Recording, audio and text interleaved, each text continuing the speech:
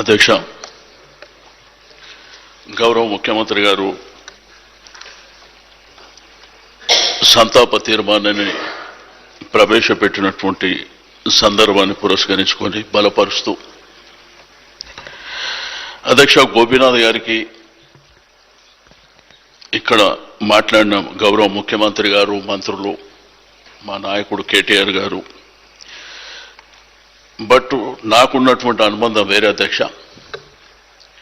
మేము అప్పుడు యంగ్స్టర్గా, యువకులుగా ఎన్టీ రామారావు గారు మరి పార్టీ ఆవిర్భావం, వారు ఎన్టీ రామారావు గారు హ్యాబిట్స్లో ఉంటుండే అధ్యక్ష.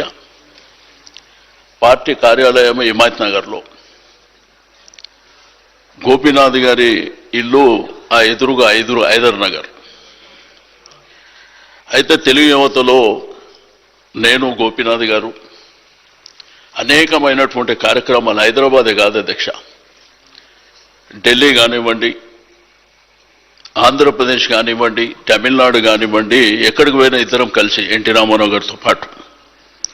అంటే ఎన్టీ రామారావు గారు అంటే మాకు బాగా అభిమానంగా మేము చిన్నప్పటి నుంచే వారితో పాటు యువతల మరి కలిసి పనిచేయడం జరిగింది అధ్యక్ష. అయితే ఆ తర్వాత గోపీనాథ్ గారు నగర అధ్యక్షుడుగా తెలుగు యువత, ప్రభుత్వం వచ్చిన తర్వాత కూడా డైరెక్టర్గా, అదేవిధంగా వినియోగదారుల సంఘం మెంబర్గా పనిచేసినటువంటి సందర్భం. అయితే అనుకోకుండా నాకే మొదల అవకాశం వచ్చింది అధ్యక్ష 94లో. బట్ అక్కడ ఇప్పుడున్న అంబర్పేట్, ఖైరతాబాద్ మధ్యలో అది హిమాయత్ నగర్ నియోజకవర్గం అధ్యక్ష. బట్ అక్కడ ఉన్నటువంటి పరిస్థితులు అనుకూలంగా లేకపోవడం మూలన మరి అక్కడ నాకు అవకాశం అక్కడ సికింద్రాబాద్లో రావడం, తర్వాత నేను గోపి కూర్చొని మాట్లాడుకున్న తర్వాత సరే దేవుడు ఉన్నాడు, భవిష్యత్తు ఉంది, పార్టీ ఉంది, మా నాన్నగారు ఉన్నారని ఆ తర్వాత జూబ్లీహిల్స్కు వారు షిఫ్ట్ కావడం, ఆ తర్వాత ఎన్టీ రామారావు గారు మరణించిన తర్వాత చంద్రబాబు నాయుడు గారి నాయకత్వంలో మేము పనిచేయడం, అక్కడ జూబ్లీహిల్స్ నియోజకవర్గం మరి డీలిమిటేషన్ అయిన తర్వాత అక్కడ ఒక నియోజకవర్గం ఏర్పడడం, దానికి గోపీనాథ్ గారికి అవకాశం రావాలని పార్టీలో మరి చంద్రబాబు నాయుడు గారితో మాట్లాడి, అప్పుడు నేను కూడా అధ్యక్షుడిగా ఉండే అధ్యక్ష. ఆ తర్వాత నేను అప్పటికే 3 సార్లు శాసనసభ్యునిగా ఉన్నా కాబట్టి నా సనత్ నగర్ తర్వాత 2014లో మా 2 కాన్స్టిట్యున్సీలు బార్డర్ అధ్యక్ష. నేను సికింద్రాబాద్ నుంచి ఇక్కడ షిఫ్ట్ అయినా, గోపి జూబ్లీహిల్స్. నా నియోజకవర్గం కంటే ఎక్కువ నేను జూబ్లీహిల్స్ తిరిగిన అధ్యక్ష. ఎందుకంటే నాకు ఎప్పుడో 15-20 ఏళ్ల కింద అవకాశం వచ్చింది, తోటి యువకులం ఇద్దరమే, కానీ గోపికి ఫస్ట్ టైం అవకాశం వచ్చిందని ఇక బోరబండ, ఈసుగూడ, రైమత్ నగర్, ఎర్రగడ్డ, షేక్పేట్, వెంగళరావు నగర్, జూబ్లీహిల్స్లో ఉన్నటువంటి స్లమ్స్, నేను ఎట్టి పరిస్థితుల్లో గోపి గెలవాలనేటువంటి సంకల్పంతో పనిచేసినాం అధ్యక్ష. బట్ మొదటిసారి ఎమ్మెల్యే అయిన తర్వాత ప్రజలకు అందుబాటులో ఉండడం, నిరంతరంగా అంటే ఒక ప్రభుత్వ కార్యక్రమాలే కాకుండా తన సొంత కార్యక్రమాలు కూడా డిజైన్ చేసుకుంటుండే, ఒక పండుగలు వచ్చినా సొంతంగా కార్యక్రమాలు చేసేటువంటి వ్యక్తిత్వం అధ్యక్ష. ఆ తర్వాత 2 రాష్ట్రాలు అయిపోయినాయి. అప్పటికి గౌరవ ముఖ్యమంత్రి గారు రేవంత్ రెడ్డి గారు, మేము, గోపీనాథ్ గారు అందరం కలిసి పనిచేసినాం. ఆ తదనంతరము 2 రాష్ట్రాలు అయిపోయినాయి కాబట్టి మరి గౌరవ పెద్దలు కేసీఆర్ గారు మాతో మాట్లాడినప్పుడు, ఇక 2 రాష్ట్రాలు అయినాయి, మనం కలిసి పనిచేసుకొని మన రాష్ట్రాన్ని అభివృద్ధి చేసుకుందాం అన్నప్పుడు మేమందరము మరి ఇక్కడ టీఆర్ఎస్ పార్టీలో చేరడం, కలిసిమెలిసి పనిచేస్తుంటాం అధ్యక్ష.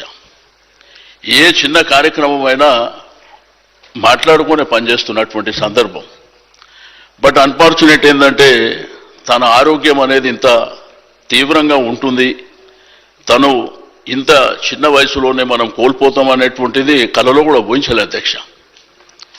చనిపోయే ముందు 25వ తారీఖు నాడు మా తమ్ముడి డిన్నర్ ఉంటే నాకు ఫోన్ చేసి ఉదయమే ఇంటికి వచ్చి ఇద్దరం కూర్చొని 1 గంట సేపు మాట్లాడుకున్న తర్వాత తనకు తను విషయాలు నాతో షేర్ చేసుకున్న తర్వాత నేను చెప్పిన రేపు డిన్నర్ అయినాక నేను ఆస్ట్రేలియా పోతున్నా, వచ్చిన తర్వాత కూర్చొని మాట్లాడుకొని ఇబ్బందులు లేకుండా చూసుకుందామంటే అనుకోకుండా మరి వారు మరణించడం నిజంగా అధ్యక్ష, మరి అది దేవుడు, జననం మరణం అనేది మన సర్వసాధారణమైనప్పటికీ పేదలు ప్రేమించేటువంటి, ప్రజలు ప్రేమించేటువంటి ఒక గొప్ప నాయకుడిని కోల్పోవడం అనేది చాలా బాధాకరమైనటువంటి అంశం అధ్యక్ష.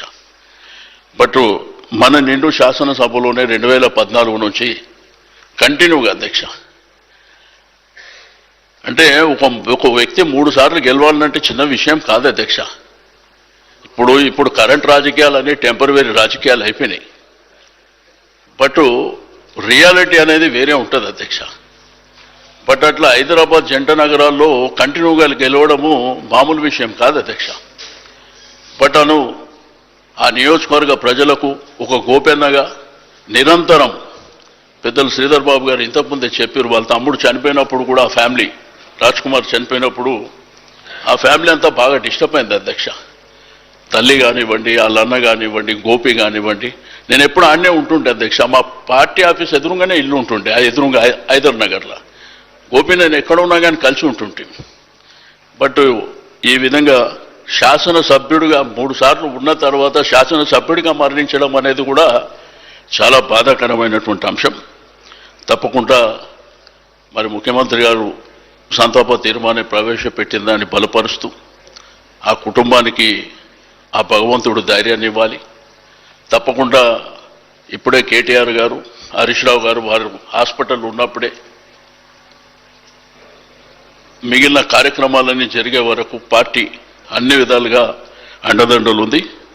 తప్పకుండా ఆ జూబ్లీహిల్స్ నియోజకవర్గ ప్రజలకు మీ గోపన్నని ఎట్లయితే మీ గోపన్న, మా గోపన్న, మనందరి గోపన్నని కోల్పోయినామో వారు చిరస్థాయిగా ఆ జూబ్లీహిల్స్ నియోజకవర్గ ప్రజలకు గుండెల్లో ఉండే విధంగా మేము కార్యక్రమాలను కూడా తీసుకుంటామని చెప్పి నేను ఈ సందర్భంగా తెలియజేస్తూ నాకు ఇచ్చిన అవకాశం ధన్యవాదాలు అధ్యక్ష.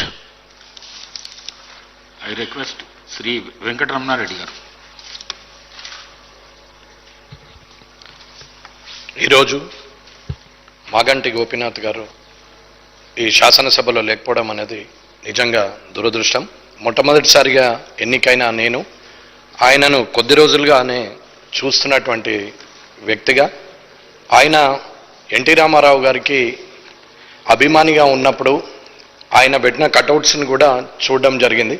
మాగంటి గోపీనాథ్ గారు 1963లో జన్మించి వెంకటేశ్వర ట్యూటోరియల్స్లో చదువుకొని ఉస్మానియాలో పట్టా పొందిన తర్వాత తెలుగుదేశం పార్టీలో ఎన్టీ రామారావు గారితో పనిచేయడానికి ముందుకొస్తూ విద్యార్థిగా అక్కడే తెలుగు దేశం యువజన విభాగానికి ఉంటూ హైదరాబాద్ అర్బన్ డెవలప్మెంట్ అథారిటీలో ఆయన సభ్యుడు